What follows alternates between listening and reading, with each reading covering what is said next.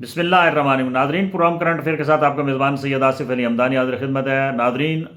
آئینی ترامیم کا سلسلہ تسلسل کے ساتھ جاری ہے۔ کل قومی اسمبلی اور سینٹ سے آنن فانن تمام تر حکومت نے اپنی کرسی بچانے کے لیے، اپنے جو اقتدار ہے اس کو طول دینے کے لیے، اپنی مدت ملازمت کو پورا کرنے کے لیے تمام حدیں پار کر دیں۔ آرمی چیف کی جو مدت ملازمت ہے اس کو 3 سال سے 5 سال کر دیا گیا ہے، اور اسی طریقے سے جو سپریم کورٹ ہے اس کے اندر 17 ججز کی جگہ پہ 34 ججز کر دیے گئے ہیں۔ اسی طریقے سے باقی بھی جتنے معاملات ہیں ملٹری کورٹس کے حوالے سے سویلین کے، وہ بھی معاملہ حل ہو گیا ہے۔ تو حکومت نے اپنا جو ٹارگٹ کیا ہوا تھا وہ تیزی سے وہ اپنے ٹارگٹ کی طرف بڑھ رہے ہیں، اور ان کا کافی سارا ٹارگٹ جو ہے وہ پورا ہو چکا ہے۔ کل انہوں نے اپنے جتنے باقی کسی سے کوئی مشاورت نہیں کی ان شکوں کے اوپر، نہ ہی مولانا فضل الرحمان کو اعتماد میں لیا گیا، نہ پی ٹی آئی کو، نہ کسی اور جماعت کو، اور یہ مولانا فضل الرحمان بھی مخالفت کرتے رہے۔ عوامی نیشنل پارٹی کے جو ہیں وہ بھی سربراہ ہیں، وہ بھی ایمل ولی صاحب، انہوں نے بھی صاف صاف کہا ہے کہ ہم اس سے متفق نہیں ہیں۔ آج جو ہے وہ ایک خط بھی لکھا گیا ہے جو پیپلز پارٹی کے سرکردہ رہنما ہیں، سابق چیئرمین سینٹ رضا ربانی صاحب، جو ایک اچھے منجوی وکیل بھی ہیں سپریم کورٹ کے، انہوں نے بھی اس کے اوپر سخت شدید تحفظات کا اظہار کیا ہے کہ یہ غلط طریقے سے جو کچھ ہو رہا ہے یہ غلط کیا جا رہا ہے اور یہ ہمارے گلے پڑے گا۔ تاہم حکومت نے اپنی جو بھی ایک ان کے سامنے ٹارگٹ تھا، جو ان کو ٹارگٹ دیا گیا تھا، حکومت نے بائی ہک اینڈ کرک وہ ٹارگٹ مکمل کر لیا ہے، اور آج آئینی جو بینچ ہے وہ بھی تشکیل دے دیا گیا ہے، اور اس کا ایک سربراہ جو حکومت کو مطلوب تھا جسٹس امین الدین خان، ان کو مقرر کر دیا گیا ہے۔ اور اسی طریقے سے باقی بھی یا آفریدی بالکل خاموش نظر آ رہے ہیں، اور وہ تماشائی کے طور پہ یہ تمام چیزیں دیکھ رہے ہیں۔ دوسری جانب پی ٹی آئی کے جو لوگ ہیں وہ احتجاج کے لیے صف بندی کر رہے ہیں، اور عمران خان کے گرد بگیرہ تیزی سے جو ہے وہ تنگ کیا جا رہا ہے، اور ملٹری کورٹس کے اندر اب عمران خان کے ٹرائل ہونے جا رہے ہیں، اور اس کی تیاری مکمل ہو چکی ہے۔ جو بھی آئینی اس میں سخم تھے کہ وہ نہیں ہو سکتی وہ دور کر دیے گئے ہیں، اور ان ترامیم کی جو ہے وہ بعد اب کسی کا بھی آپ ملٹری کورٹ میں ٹرائل کر سکتے ہیں، اور عمران خان کا ملٹری کورٹ میں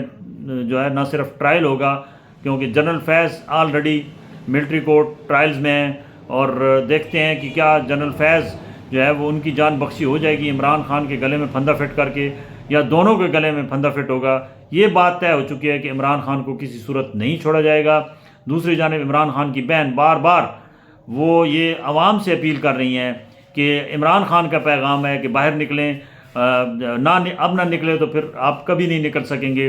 لیکن عوام کے اندر اس وقت سخت اضطراب ہے، لوگوں کو اپنے کھانے پینے کی فکر ہے۔ پنجاب کے اندر تو بہت ہی صورتحال جو ہے وہ بالکل کسی صورت بھی وہ عمران خان کے حق میں اس طریقے سے نہیں ہے، نہ رائے عامہ ہموار ہے، نہ لوگ نکلنے کو تیار ہیں، کیونکہ 9 مئی کو جو کچھ ہوا اس کے بعد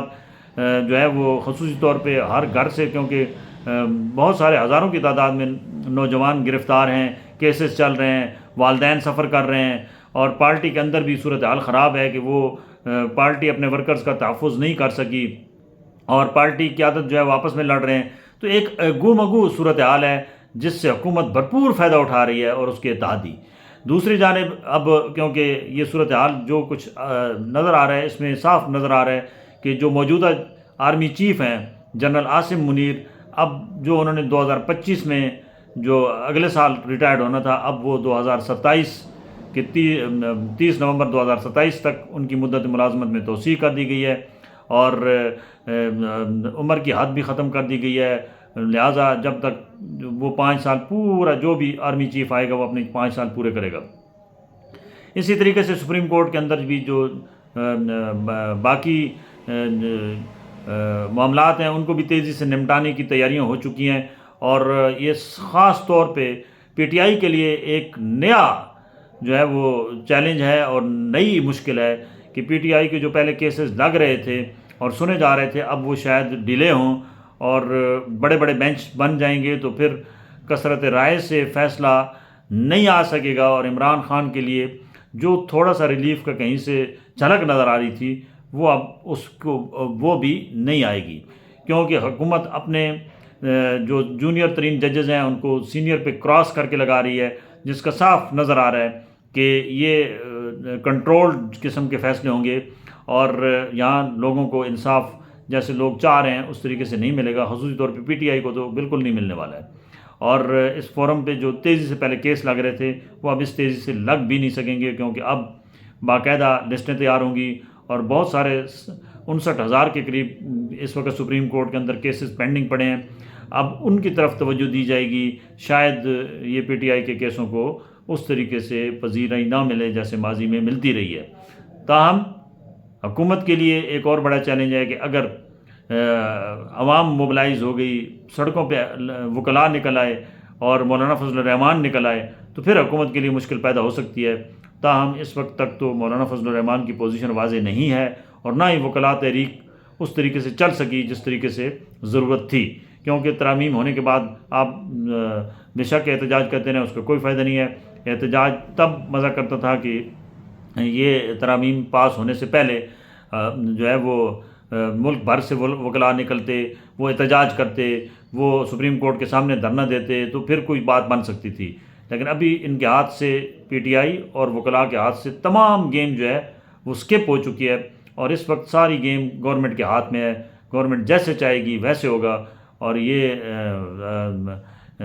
شہباز شریف کی کرسی جو ہے وہ مضبوط ہو چکی ہے ان آئینی ترامیم کے بعد۔ بہت شکریہ۔